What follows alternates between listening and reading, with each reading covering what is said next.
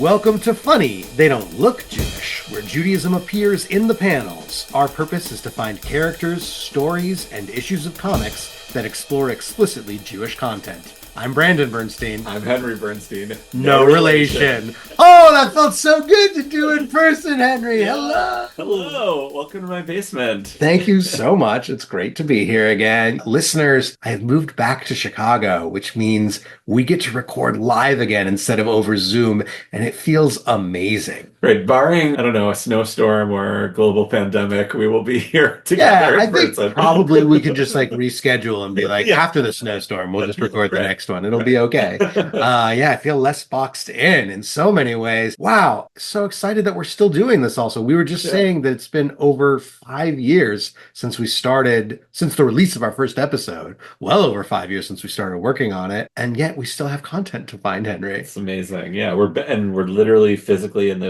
back where we started. So. Yes, back in the basement where it all began. Everything starts over again. But we didn't have to retroactively redo continuity. This is not Funny They Don't Look Jewish 2.0 or the new 18, the new 36. Right, what if we had to retcon Jewish Comics Pod, Funny You Don't Look Jewish? What would be the retcon? What would be the retcon of the new story of it? Oh, man, I don't even know. Secret New Origin. There's Absolute Batman and Ultimate Spider-Man, right. And now the Funny They Don't Look Jewish remix, I guess.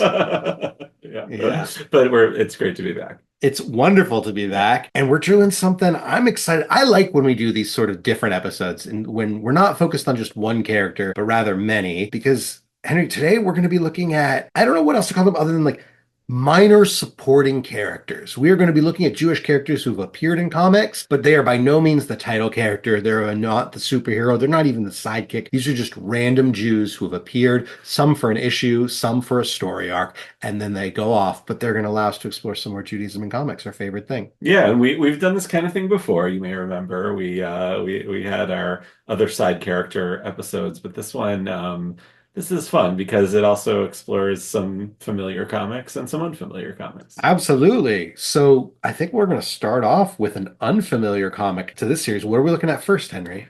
We are looking at Sandman, Volume 2, Number 8, August 1989. The story is called The Sound of Her Wings, written by Neil Gaiman, penciled by Mike Dringenberg and Malcolm Jones III, colored by Daniel Vozo, lettered by Todd Klein, and edited by Karen Berger. This is the 90s Sandman, right? So the late 80s into 90s late Sandman. 80s, right, yeah. Late 80s Sandman. So Vertigo Sandman. So why is it Volume 2? I only remember... You only remember Neil Gaiman having this Sandman. Yeah. Well, you may recall, Henry, that we did Sandman Mystery Theater, which followed the Golden Age, Wesley Dodds. And so once upon a time, there was a Sandman Volume 1 that followed that Golden Age hero. And so when Neil Gaiman created Sandman, which retroactively became part of Vertigo and the Vertigo imprint, it had to be Volume 2 because there was already a Sandman. Right. So it's even though Wesley Dodds is a different character, his comic in the 40s and 50s or whatever. This is still Volume 2. Amazing. Which I love it when that happens, when Volume 2 has nothing to do with Volume 1 in a certain way. Although I think in the opening Sandman story arc, there's a brief nod to Wesley Dodds in it. Yeah. Also, what fun, we're recording just a little bit after New York Comic Con, where one of the major stories is that DC's bringing back the Vertigo imprint. Yes, so how fun. I feel like, Brennan, even at the time that we've done this podcast, we we're talking about DC's bringing back the Vertigo, they're bringing it back again. That it already had happened at some point? They had already brought back Sandman. I feel like when we were first recording, they brought back the characters, but the imprint itself was dead, right? And now it's back. I'm so excited. One of my favorite series, The Nice House by the Lake, has been included into Vertigo, but it's back. But that's not our focus. Our focus is Sandman, which is the story following these, for listeners who might not know, but you also maybe saw the Netflix show. Yeah. The Sandman is about these 7 endless eternal beings, sort of beings that exist even beyond the gods. And they are these 7 concepts of the universe, including things like destiny, death, delirium, despair, and of course our central character, Dream. So sometimes he's called Morpheus, sometimes he's called Dream. Dream is the central character of the Sandman who was imprisoned in the 20th century and has now escaped and is free to live again. And I love the description that the overall story of the Sandman is the master of dreams learns that one must change or die and makes his choice. That is the description of the entire 75 issue run. That feels very Jewish, like very high holidays. Yeah, right. Oh, yeah. This is your Yom Kippur sermon. Yeah. Change or die. Kind of sums up the whole boxer, right? I mean, I don't know if I want to go to that shul anymore, but like it does kind of sum it up. Absolutely. So here we are on page 12. This is a very famous issue, by the way, The Sound of Her Wings, because it's the first appearance of Dream's sister Death, his older sister Death, and he basically spends the whole issue following her around the world, just seeing a day in her life, quote unquote, as it were. Killing people. Killing people. Well, guiding them into whatever comes next, Right, really. right. And on page 12, we see Dream walking with his sister Death, and we hear a little violin tune that Dream notes he last heard it 200 years ago in London. And on page 13, we see an older, larger fiddler. He's playing violin and he's singing. I have no idea what the tune is, but he's singing the words, "Can you rock a romani? Can you pet the flesh? Can you rock a romani? Can you fake a bush?" Which are Romani terms. It turns out that rocker means to speak or to talk. So can you rock a Romani means can you speak Romani? Like, are you able to do this? To powder flash is not apparently a Romani term, but from what I was able to gather, it's an urban way of saying a flash, like a certain type of speak. So patter is like to speak or mumble rapidly or to recite mechanically. And then to fake a bosh just means to play the fiddle. Like, can you speak Romani? Can you play the fiddle? And Death responds that she can indeed patter Romani, but Harry, our fiddler, then confesses he cannot. Because what does he say? I'm no gypsy. I'm a Yid, an old Jew dying lonely in New York, you know? And Death then asks if Harry knows who she is, and he does. He realizes this is the end. So on page 14, Harry asks for her to wait a moment so he can say something that he used to wonder if he would get to say it. And in a real Ashkenazi accent, Henry, what does Harry, our fiddler, say for us? Shema Yisrael, Adonai Eloheinu, Adonai Echad, Hear, O Israel, the Lord our God, the Lord is one. And then he expires, which is wild. And then he gets this experience of being outside of his body and getting to like look at it. And then he makes a comment saying, "It's good that I said the Shema. My old man always said it guaranteed you a place in heaven, if you believe in heaven." Which I love the idea that he's like, some Jews might not believe in heaven, right? That's also very Jewish. And like right. He's coded here and visually as like Orthodox and maybe even Hasidic adjacent. Not everyone believes in hell. Yeah. Right. But it's like I also love the sort of it's like this version of the Pascal's wager where it's like, look, if you believe it, but like I don't know if there's heaven, but if you do, might as well say it, right? Couldn't hurt. It couldn't hurt to say it. Yeah, and I love that like he's literally dead looking at his dead body standing next to Death and Dreams and he's still kind of questioning whether 100%. there's heaven or not. Well, also, right, it's like if you saw death as an embodiment, there's not really Jewish teachings that embody death in that way. So you'd be like, oh, this doesn't feel like what I learned, but if there's a heaven, this will help me get in. Yeah, at least I'll say I said Shema. Now, here's the thing. It's a common practice and understanding that one should recite Shema before dying. But have you ever heard this concept that if you say Shema before dying, that it guarantees you a place in heaven? I don't have evidence of this, Brandon, but anecdotally, going to Orthodox day school from nursery through 12th grade, of all the Narishkeit I was told and stuff to scare us into doing things, I can almost guarantee that we were told at one point, oh, and you should say the Shema before you die. It'll guarantee you a place in heaven. For sure, I heard that from a Rebbe, who was trying to get us to just do mitzvahs, whether we wanted to or not. Easy way to promise your way in heaven. So I had never quite heard this concept, and it really, like my rabbi senses were tingling as I was like, where does this come from? If you know where this comes from, I'd love to find out because I did not find a source as like this is why reciting Shema guarantees you a place in heaven. But I did find a lot of instances in the Talmud of a whole bunch of other things that are guaranteed to get you into heaven. And I was hoping I could share them with you and have you listen to that. Yeah, all right. on me. The Talmudic term that gets used is like muftach lo makom ba'olam haba, right? Like it like guarantees that person a place in the world to come, right? Which is generally understood as like a heaven sort of thing, right? So here's what could happen. Reciting Psalm 145, Tehillat LeDavid, that is, 3 times a day. Reciting Ashrei 3 times a day gets you a place in heaven. And that's in the Talmud. That's in the Talmud in Brachot 4b. Okay. Studying halachot every day gets you a place in heaven. Walking 4 cubits in the land of Israel gets you a place in heaven. That's all you got to do is walk around. Here are the wild ones. So just to recap, so far we've got saying Tehillat LeDavid 3 times a day, learning Jewish law every day, and walking at least 4 cubits in the land of Israel. Correct. Okay. If you see an emission of semen on Yom Kippur and manage to survive the next year, you are guaranteed a place in heaven. Classic Talmud. But because the idea is, if you see emission of semen on Yom Kippur, it's like that's a big no-no because it implies you can engage in sexual acts in Yom Kippur. So the thought is like you're probably going to die over the next year, but if you survive, then it's a great thing. You might not even make it out of that Yom Kippur. The gates are closing. You're 100%. Not making it. But if you do make it the full next year, boom, you got a place in heaven. Wow. Amazing. Answering Yehesh. Wait, that's not the last one? No, there's more, Henry. Answering Yeheshme Rabba Mivorach in a dream, not in life, in a dream, guarantees you a place in heaven. Oh, because we were definitely told during davening in high school that you have to answer Yeshmei Rabba Mivorach in when you hear a Kaddish in order to get into heaven. I definitely was told that. So I think it's one of those instances where like it's implied, but based on the other conversation happening around it, it seems to be about things that happen in dreams. Wow. My understanding. Maybe it shifts. Now here's one. This is one of the wildest, I think.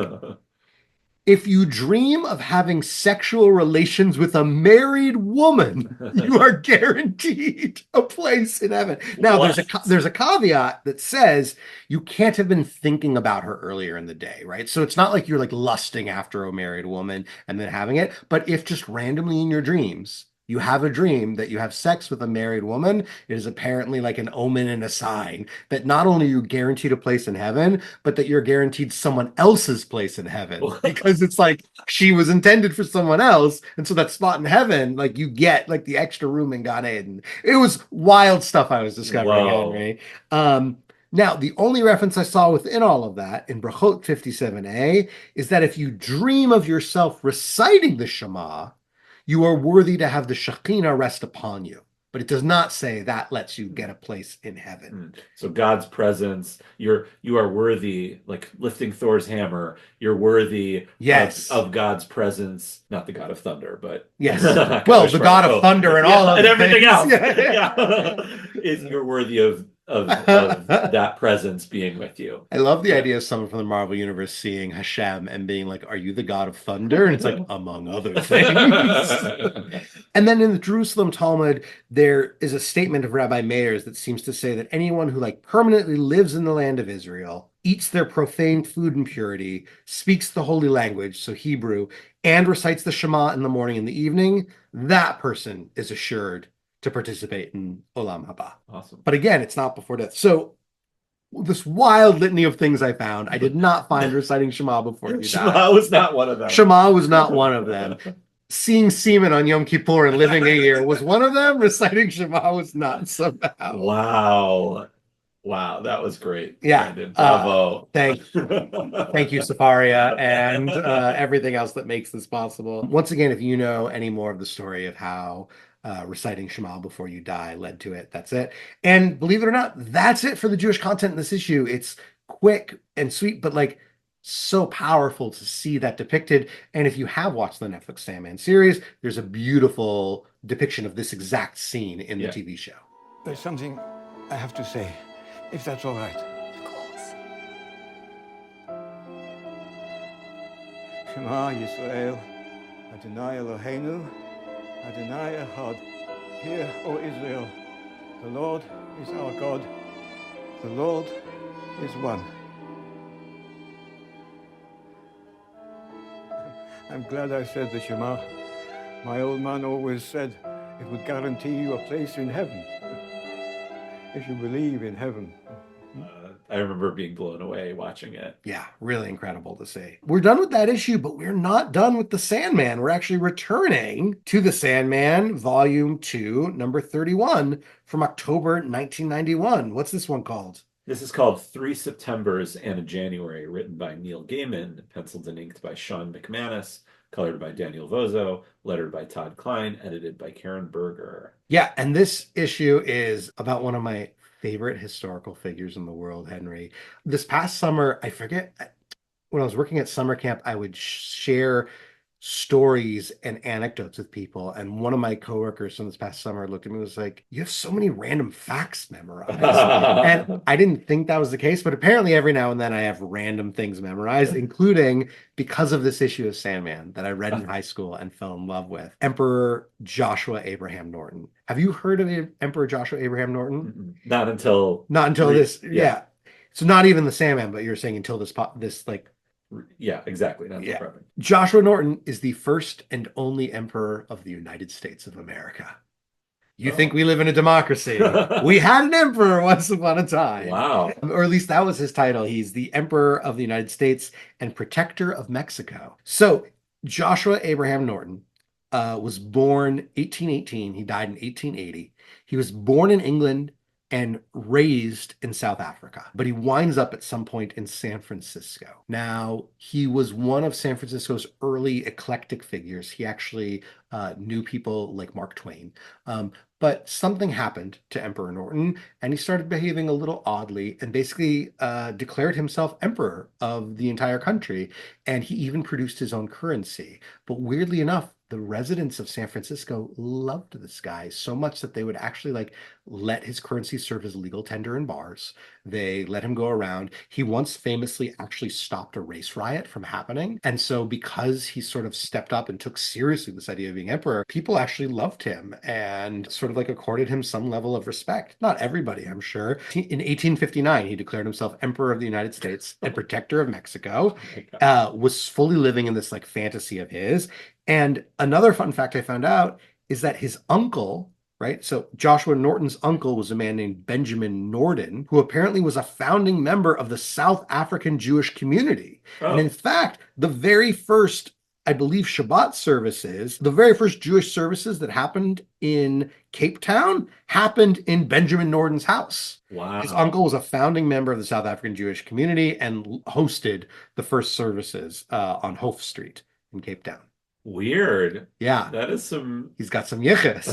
and so this whole issue basically imagines that as part of a bet with his family, Dream, Morpheus, granted Abraham Norton the ability to dream wildly, and that is what sort of kept him sane. There's a very famous line where one of the characters responds and says his madness keeps him sane. So basically he writes the story of Emperor Norton's life into an issue of Sandman involving all these Sandman figures, which is so cool.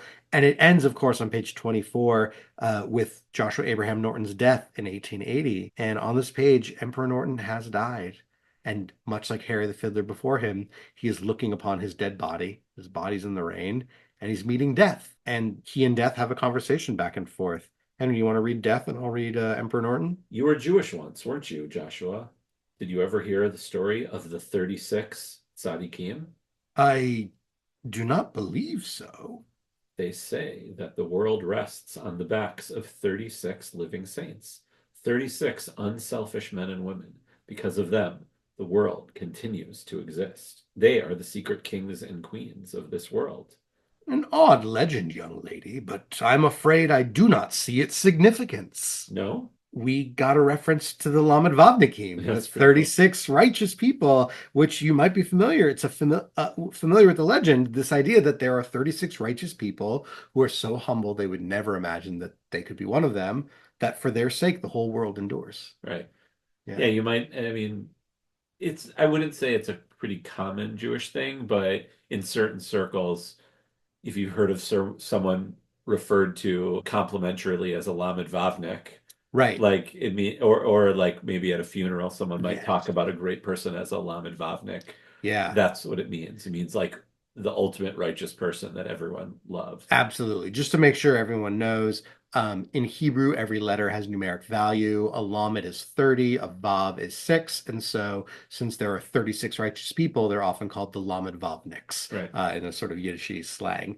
And 36, of course, is double chai. Right, double chai in 18 life. twice. Yes. It's a yeah. Yeah, absolutely. And I actually looked into the Talmud also to see like where does this come from, and turns out that the common understanding that we were just discussing of the Lamed Vavnikim actually comes, it's a mixture of two different Talmudic passages. The first comes from Sanhedrin 97b, where Abaye said that the world has no fewer than 36 righteous people in each generation who get to greet the divine presence. But the idea being like the world has no fewer than 36 righteous. But then over in Hulin 92a, we get a statement that there are 45 righteous individuals, and that these 45 righteous individuals, in their merit, the world continues to exist. So Sanhedrin 97b has the number right. Hulin 92a has the concept that the world endures because of these righteous people, and somehow the number from Sanhedrin mixes with the consequence of Hulin, and that's where we end up getting this idea that there are 36 righteous people and the world endures because of them. Some things about the actual issue that I wanted to get into with Yeah. you, Brandon, was so she says, you were Jewish once, weren't you, Joshua? So I'm just wondering what you thought that meant. Did that mean you were Jewish once because you were also alive once? Did you cease to become Jewish once you die and now you're talking to death? Like what did she mean by you were Jewish once? Or what did Neil Gaiman Yeah, mean by I that? love that concept of it being like, oh, well, when you were alive, you were Jewish, but now you're something else. That could be fun. I think it probably just means that realistically he was born to a Jewish family and didn't engage in the practice and probably didn't think of himself as Jewish, would be my guess. I Oh, could so be she meant wrong. it like when people say like, "Oh, I'm such a bad Jew," or Right. Yeah, it's like, yeah, like Jewish. yeah, right. Like I think he probably just didn't identify. Like the sense that I got is that at least when he was in his emperor phase, I don't think he was like, I'm an emperor and by the way, I'm Jewish. I think he just kind of turned his back on all that practice. But I do love that Neil captures the humility of she brings up the idea of these 36, and like even hearing it, he couldn't possibly fathom the idea that he could be one of them. Right. Which clearly she's suggesting. Right. She's not saying, by the way, you're one of them. Just so you know, you're one of them. She's sort of just like, do you know about this thing? Right. Are you familiar with this concept? Yeah. Yeah, exactly. And he immediately puts it away. And then, right, we didn't read it, but she also makes the comment of like she's met so many kings and emperors, and you're my favorite, right? You're the one I like the best. I like you the best. Yeah. Yeah. He's not corrupted by genuine power and authority. It's so disarming in Sandman, the Sandman verse, when like death is so nice and sweet. You know, so cheery. I love it though. You're used to, the Grim Reaper with with the Family scythe Guy and the scary voice. Yeah, absolutely. Yeah. But like how much wonderful would it be if it was just like a cheery, chipper, right? Like positive force in your life. Like, yeah, we're gonna find out what comes next. And that comes off in the show too, when Death and Dream are together. Yes. She has like a likable quality. Yes, she's very charming. Yeah. She's very right. It's like, I mean, it's interesting because it's the suggestion of, well, she's not alive because she's the embodiment of death. So she has so much fondness for life and like a real appreciation, which probably reflects the idea of our mortality is what gives our lives value. It's the fact that our lives come to an end that make us be able to really appreciate the preciousness of this gift of life right now. So she is the embodiment of death, has that appreciation for mortality. Totally. Yeah. And also, I've never seen it anywhere else really, maybe in that movie with Julia Louis-Dreyfus, but that the idea of death not being like inherently evil, right, or scary, or like I said earlier, going around killing people. Right. Like death is like can also be like an ushering angel, like you said, like bringing them to the next life. So like I think here was certainly the first time I saw that concept, and the concept has probably been in other places too. What was the name of that movie with Julia Louis-Dreyfus with the bird, the giant bird? That's Death. Tuesday. Did not see this. You didn't see Tuesday? No, oh, I missed it. I finally stumped you on a movie. Yeah. Excited to see. You should see it. Okay. Yeah. Great. Excited to see. Anyway. Happy to. Yeah. Anyway, it's great we got to cover the Sandman. It was lovely to get to cover them. And now that's goodbye to DC and goodbye to Vertigo as we're hopping over to some Marvel characters now. We're just moving through these quickly. Our next character is one who also only appears for one issue. And this is Louis Shadow Kravitz, appearing in Heroes for Hire Volume 2, Number 6, January 2007. This is called Guns, Gems, Robots, and Terrorists. Written by, great title. Written by Jimmy Palmiotti and Justin Gray, penciled by Avero Rio, inked by Scott Koblish, Tom Palmer, colored by Brad Anderson. I wanted to say this is like so 90s, but it's the 2000s. It's so 2000s. It's the same type of thing. Yeah. So the people might know that before they were famous for their Netflix specials, Iron Fist and Power Man, or Luke Cage, the Power Man, were characters in the 70s in Marvel who were the heroes for hire. And basically the idea was like, they would save you and they would help you, but you had to pay them, right? It's like they made the money off it. So you could hire the heroes to do their superheroing because, life ain't cheap in New York. Rent's not cheap. They need to be able to do this. And often Power Man would use the money to help his community. 100%. I can't say about Iron Fist. I'm not sure. I'm pretty sure. I don't know. I don't know if it's only a retcon or originally, but yeah, he comes from he's like definitely like an industrialist, sort of like a wealthy guy. So I don't know. There's something funny about that. In my mind, just makes me think of, I don't know if you were a Buffy fan. Of course. But when Angel gets a spinoff and makes Angel Investigations, and the whole time it's like, we need to pay the bills. We need to charge people. And he's like, I feel awful charging people. This was sort of the opposite of it. Vampire with the heart of gold. Good old Angel. Absolutely. So in this series, in Heroes for Hire Volume 2, Colleen Wing and Misty Knight, who were the lovers and partners of Iron Fist and Luke Cage, they have formed a new version of the Heroes for Hire, and this is in the wake of the Marvel crossover Civil War. So when Iron Man is pro-registration and Captain America was anti, and so if heroes aren't registered with the government, they're not allowed to be there. So here is this team of Heroes for Hire that are working, and I never really read it. I really only read this one issue in trying to do the research, and we've got like some real C and D list characters on this comic. We're digging really deep here. It's kind of like the guy who we're going to cover is so low on that alphabet chart. Right. Like we would never come across him.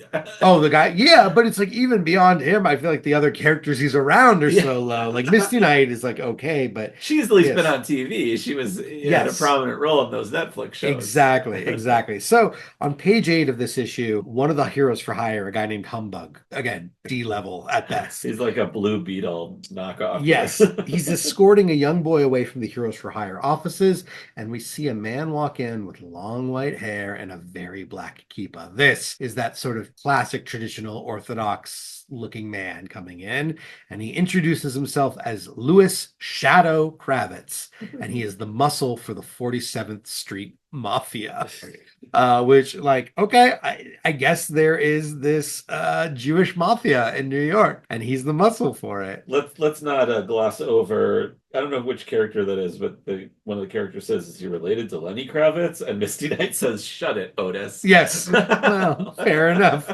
A good, it's like, come on now, let's just pretty common Jewish last name, yes. Otis. But by the way, did I ever tell you that one of my professors in rabbinical school was Rabbi Lenny Kravitz? No. Yes, obviously not the musician, but like we would love being able to be like, oh yeah, we're gonna go take class with Lenny Kravitz right now. Shout out to Lenny Kravitz. Yes. Read to Rabbi Lenny Kravitz. Yeah. So apparently this Jewish mafia knows the Heroes for Hire because Misty Knight asks, how's Ethel? And Louis responds, she is with God now, but thank you for asking. So, all right, like there's this interesting relationship that exists. I like she is with God now. I don't know if it's necessarily the exact language this man would be using, but like it works. And on page 11, we find out Shadow is hiring them to prevent a series of robberies that are happening in the Diamond District. And this is, like, it just feels very Uncut Gems like to me. This idea of like, all right, there's Jews, they work in the Diamond District, therefore there's a Jewish mafia, they're there for protection, and fine. Whatever. A little bit in the first season of The Sopranos also.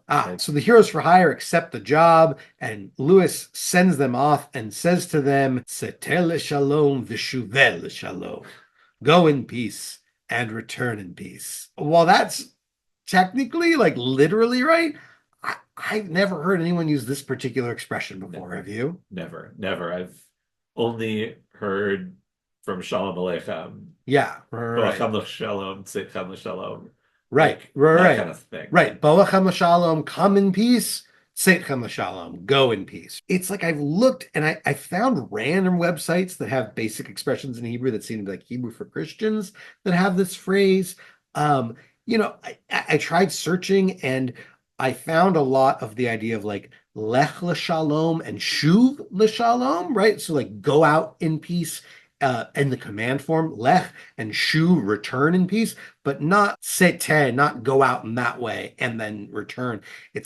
I really don't know why this would be there. And as I kept trying to research this, the problem is I was relying a lot on Google, and most Googling just brings you into these discussions about the difference between lech l'shalom and lech b'shalom, right? And there's this famous Talmudic passage in Brachot 64a that says that because Avshalom, David's son, who dies, that he sort of rested b'shalom, that like that's dangerous. So you always want to wish someone lishalom, to peace, because b'shalom could be referring to like afterlife, right? Okay. Like resting and that. So there's that. So he has the le part right, but like it's just a weird phrase. And I really had hoped to be able to find an answer for you all, but I didn't. But you couldn't. You're right. I failed you.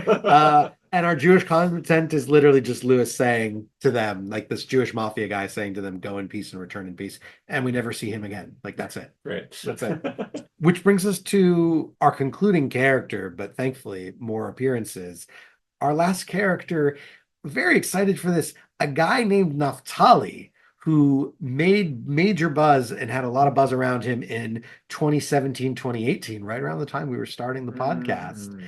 And Naftali is Kamala Khan's Jewish friend, aka the young Miss Marvel's Jewish friend. And I'm excited for us to learn about him. And we're going to discover him by starting in what issue, Henry? We're going to be looking at Ms. Marvel Volume 4, number 25, December 2017. By the way, another example of a subsequent volume of a different character. Absolutely. The previous 3 Ms. Marvels was a different character, maybe 2. Maybe volume 3 was Kamala Khan. Anyway, we're looking at Teenage Wasteland Part 1, written by G. Willow Wilson, penciled by Nico Leon, colored by Ian Herring, lettered by VC's Joe Carmagna, edited by Sana Amanat. Yes. And I think we talked about this when the Miss Marvel TV show came out, but like Kamala Khan, Miss Marvel, is this incredible Pakistani Muslim girl who becomes a superhero. She's obsessed with Miss Marvel, and she's just like such an icon of representation in comics to be able to have this girl who is clearly Muslim, engages with the religion but isn't like fully defined by it, engages with it. And like I feel like I often point to Kamala as the example of like I just want a Jewish version of that. I just want a character who's like family home life is so involved around synagogue and Jewish life, and like the character doesn't have to be like I just want that around in that same way. So it's really lovely to see that within this Muslim character that we have a Jewish friend. At least a Jewish friend. At least a Jewish friend. So we're on page 8 and we are at Kamala's school, or at least her old school, the Coles Academic High School. And we see a kid named Naftali who's clearly wearing a yarmulke, wandering the halls, looking for Kamala, and then being informed that she's not around, to which Naftali responds, but it's Wednesday. Wednesday is sandwich day. So we've never seen this guy before, but immediately there's this implication of, oh, there's a pattern here that like Wednesday is sandwich day, whatever that means. Wednesday is sandwich day. Wednesday is sandwich day. And when they press forward, for more to find out what that is, Naftali lets them know that what he has is paper thin, OU certified corned beef, toasted bread, enough horseradish to set up your bowels for a week, fresh from Elite Meat on Newark Avenue. We get Wednesday afternoons off at my yeshiva, so I make a sandwich run for certain select friends who would otherwise be forced to eat ritually dubious cafeteria food. What an intro for this character, Henry. I mean, he's holding up the sandwich like a lightsaber, Yes, so heroic. Well, like it's a holy, like the holy item, this holy relic. Yeah, like it's so heroic. Yes. And so I love that we get like it's OU certified. So it's not only kosher, but we have the Orthodox Union reference in a Marvel comic, right? For anyone who's listening might not know, there's various different bodies that certify food you can buy in the store as being kosher. And one of them is the Orthodox Union or the OU. So this is OU, like a high standard level enough. It's in Newark Avenue. So like they're in Jersey. There's clearly a strong Jewish population in Jersey. And I love the idea of like he goes to yeshiva and they get Wednesday afternoons off. I never went to yeshiva, so I don't know if they got a day off, but I love that. We definitely did not have a day off in Jewish high school. But I love that he gets it off. He gets to go and ritually dubious cafeteria food, right? Like food where it's like, we don't know the ritual purity of this food. Right, like I can imagine Jews experience this too, but I can imagine Ms. Marvel in the cafeteria line and they put some mystery meat on her plate and she says, "Is this halal?" And they're like, yeah, sure. Or I don't know what that is. Yeah. And keep the line moving, kid,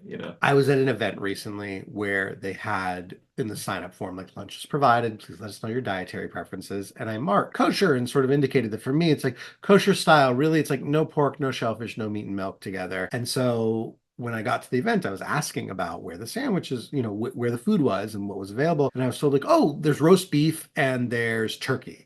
And the roast beef, I think, had cheese on. I was like, okay, well, at least I should be able to get a turkey.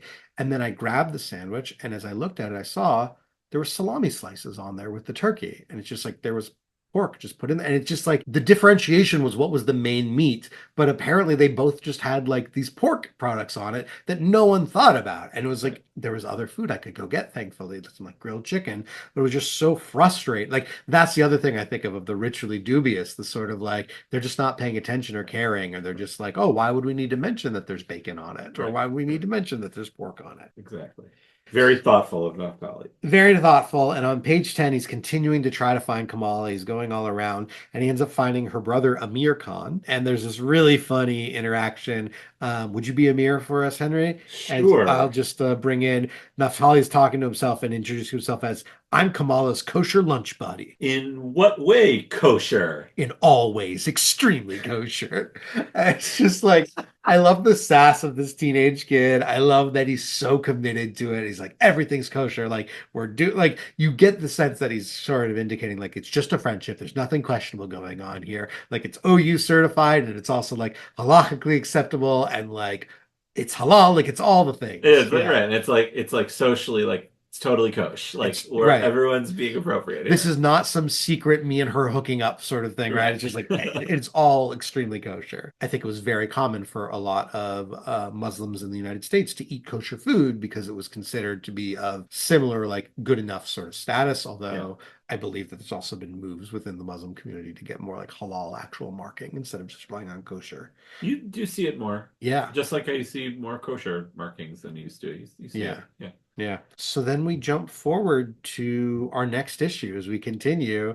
Miss Marvel Volume 4, number 26, Teenage Wasteland Part 2 from January 2018. I believe it's the same creative team. So yes, everyone's the same. Amazing. So now Naftali continues his quest, and on page 9, he visits his own Uncle Aaron at the aforementioned Elite Meat on Newark Avenue. Now, I looked into it, Henry, and I found out there is indeed a place called Elite Meat, but it's a butcher. It's in Clinton, New Jersey, and it is not kosher. I knew you were going to say not kosher. However, there is a place called Hummus Elite in Englewood. Ooh. So it seems like it's a made-up place, but like I like the idea of there being a kosher elite meat. Well, we'll visit Almost Elite in England sometime and they can sign our comic book. Yeah, should be great. Naftali explains that he's looking for a girl, meaning Kamala, and I love that his Uncle Aaron responds, "You've got another year left at yeshiva. Far too soon to be thinking about marriage."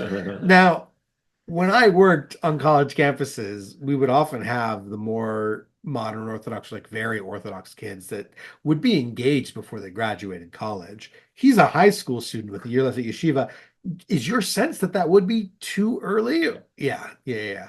He strikes me as he goes to yeshiva, but it's like a little more than a yeshiva high school, like I went to high school. So like, and even in those like places, the kids weren't getting married right out of yeshiva. They were first of all going to Israel for a year. Then Okay. Then they might they get might come back married. and get married at 19. But Okay. it certainly was not happening in high school or like the It, way if he was in like a super Haredi yeshiva, then maybe, but right. that doesn't the way I mean, maybe it's just maybe I'm just judging by how he looks, but how Right. he's drawn and Yeah. his just whole attitude, like he cares about other things other than learning all day. Right. So he's not quite that version of Yeah. Orthodox. I guess it's just when I hear far too soon, like that makes me feel like it's like, yeah, it's like 10 years too soon, but it's like he really means like it's 2 years too soon, Yeah. right? It's like it's not that. So Naftali continues to explain who he's looking for, describing Kamala Khan, and his uncle Aaron asks, Sephardi?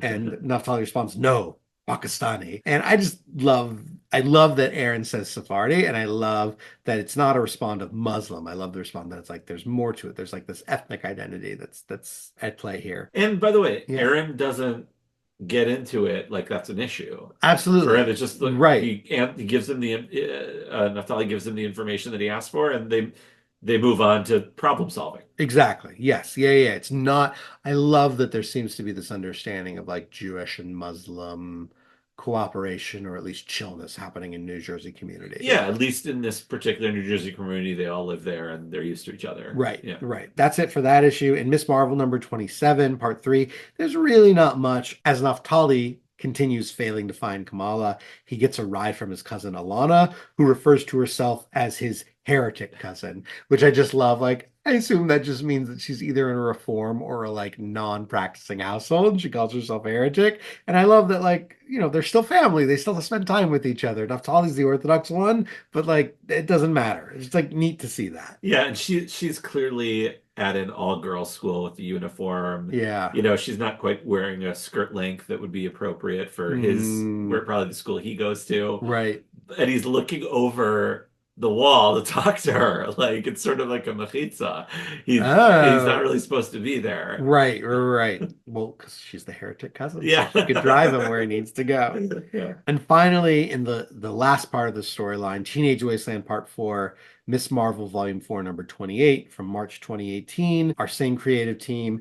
On page 5, Naftali finally finds Kamala. It turns out that she's at a new private high school, and he brings her the sandwich that he's been trying to bring. Hopefully not the exact same one. I feel like unless the whole story takes place in a day, he brings her the sandwich and is there to rescue her in a way. On page 6, he explains that she forgot it was sandwich day, so he has a fresh new sandwich for her. And Kamala is so grateful. She responds and says, everything in the cafeteria here has dubious gelatin or something in it. So confirmed. Confirmed, Yeah. ritually dubious. To which Naftali responds, I got you, cuz. I got you. And just like there's this beautiful bonding over this like shared practice of not eating pork, of not eating gelatin, of keeping kosher halal. Like it's really lovely to see this bonding that they have like once a week. It's nice. It's so nice. It reminds me when I was in high school, I wasn't the only Jew in my school, but I was often the only Jew in my classes. Sometimes there was like 2 other Jews in my year, even, but like not really Wow. that many.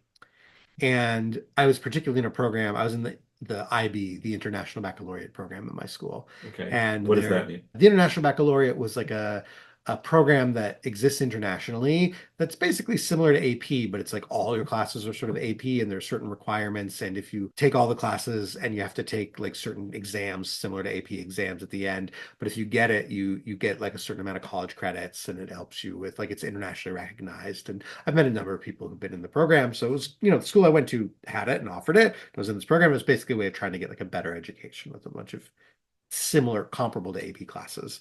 And there's a young woman in my class, well, the time I was also young, same age woman, named Maheen. And Maheen is Pakistani and is Muslim. And so I remember like I was the Jewish guy and she was the Muslim girl and everyone else not. And Not so that. we just like sometimes, we weren't like the closest, but every now and then we would have this like joking thing and we'd be like, what do we call ourselves? Non-Christian monotheists unite, right? We were just like having this sort of like bonding experience of like being the two who are like, all right, we're not like everyone else here, there's something a little different. So That's right. whenever I read Naftali and Kamal, it just reminds me, like, I was not as observant as Naftali. I don't think Mahim's that observant, but like we had this bonding Yeah. of being the Jew and the Muslim surrounded by all these people that were Christian or like assumed sort of default of Christian holidays at the least. So you were Naftali. I was the You did Naftali. not have Sandwich Day, though. We did not have Sandwich Day. We just had non-Christian monotheism. Yeah.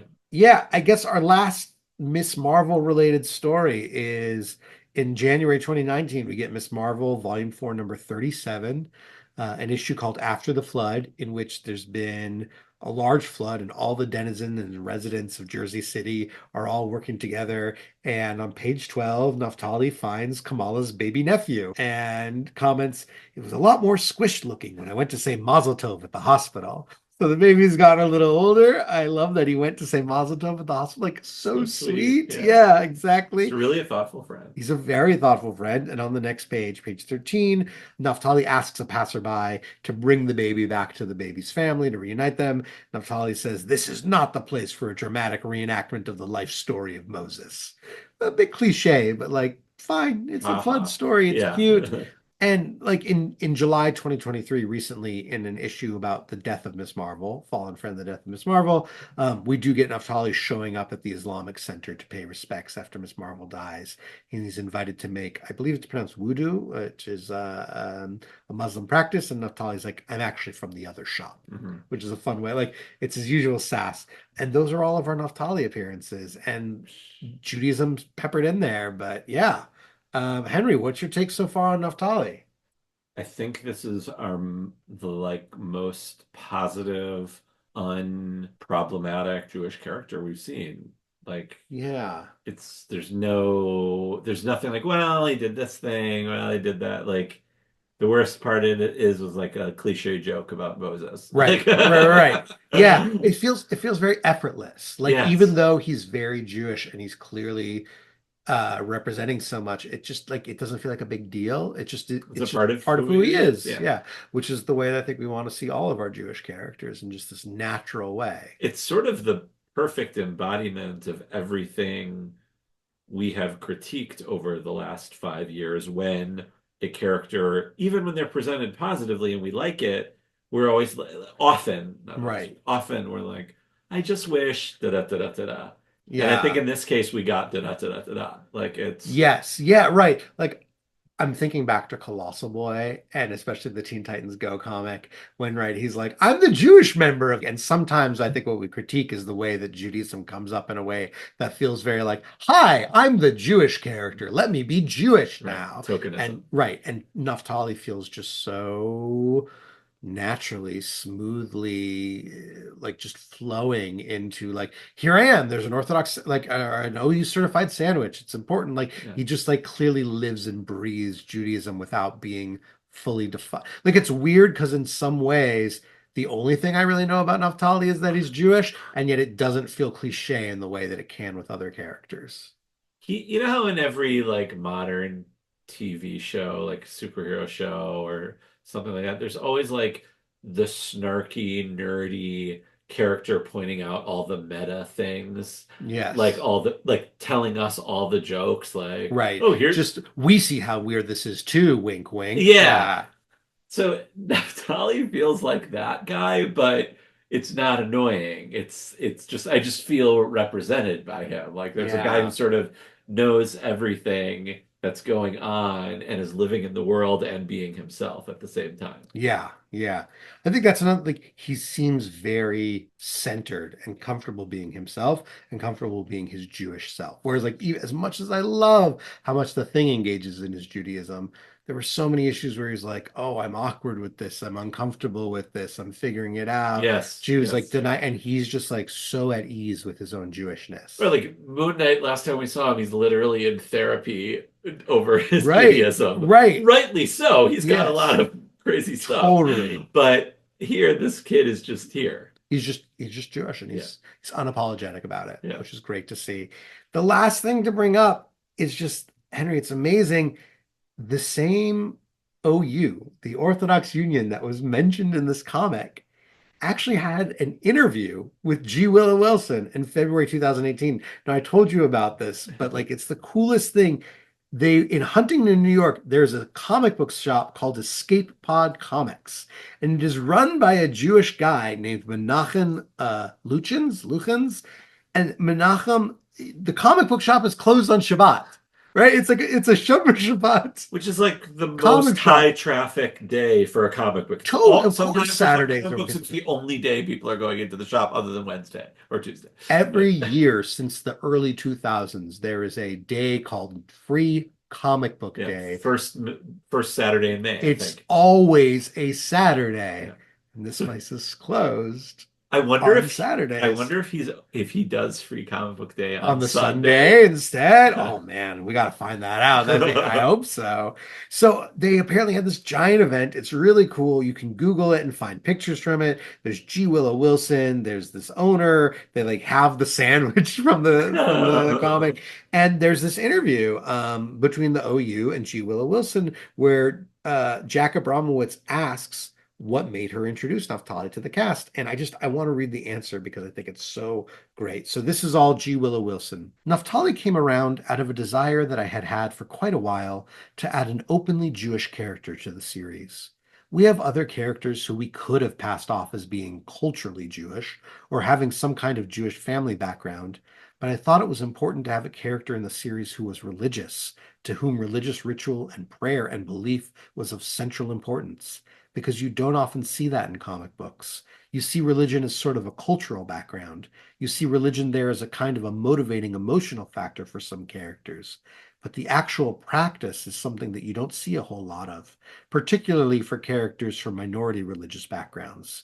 So I said, you know what? I'm not just going to retcon an existing character having like a Jewish background. Let's create an entirely new character who's Orthodox or modern Orthodox and show some of that overlap. Living in a place where we don't have a lot of zabicha butchers, halal meat is not easy to get. Myself and a lot of friends end up eating kosher meat. That's a point of sort of interesting overlap between me and my Jewish friends. I was like, there's a connection right there, and it would be really interesting to explore. I don't think I've ever seen that in a comic book before. Neither have we, Willow. No, and maybe not since. Maybe not since. But her answer is like everything I think we look for, right? Like, I mean, she's a really special person, and Yeah. she's a pioneer in comic books, and it's great that it's not just for her culture, part of one of her cultures that she wants, represent, has pushed forward representation comics. It's mine too. She's total mensch. She's a Lamed Vavnik for sure. 100%. Well, speaking of shows, Henry, next time we're going to continue with minor characters on some comic book related TV shows, which we're very excited about. But that's it for now. So until next time, I'm Brandon Bernstein. I'm Henry Bernstein. No relation. Thanks for listening. You can follow us at Jewish Comics Pod on Facebook and Twitter, or you can email us at jewishcomicspodcast@gmail.com. Please don't forget to give us a rating, and you can hit the subscribe button if you haven't already.